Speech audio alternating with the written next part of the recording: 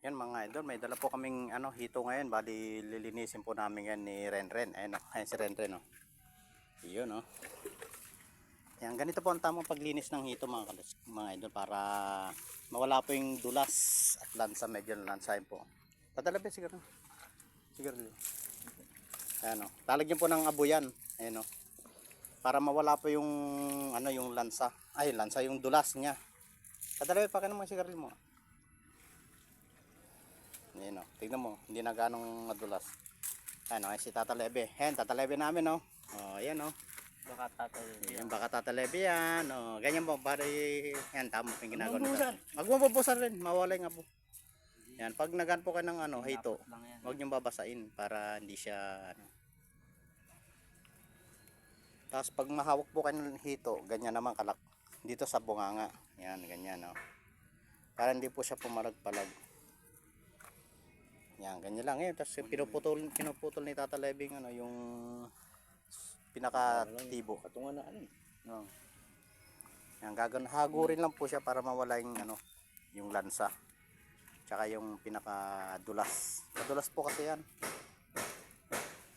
Yan, gaganyan nila po. Yan mga ka-idol.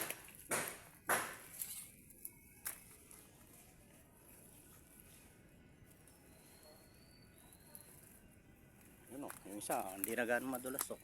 Pero may dulas pa rin, pero hindi naman na gano'n.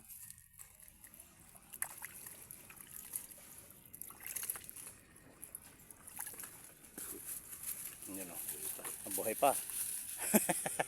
Buhay pa Tata Lebe ah. Nakawakan ko na sa Hindi na malansaan, hindi na madulas no.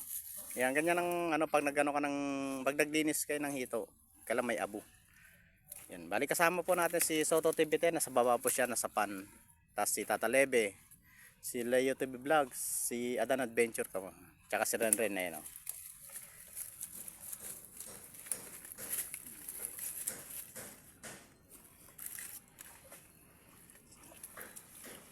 Yan, si Leo TV Vlogs tsaka si Adan Adventure may pinunta lang saglit.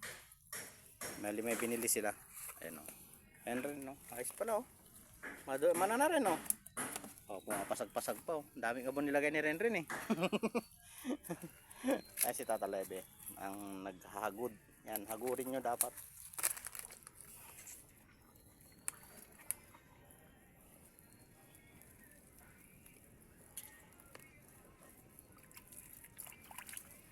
Yun, okay na. Malinis na po yung iba. Wala nang ganong dulas. Mahawakan na po natin yan.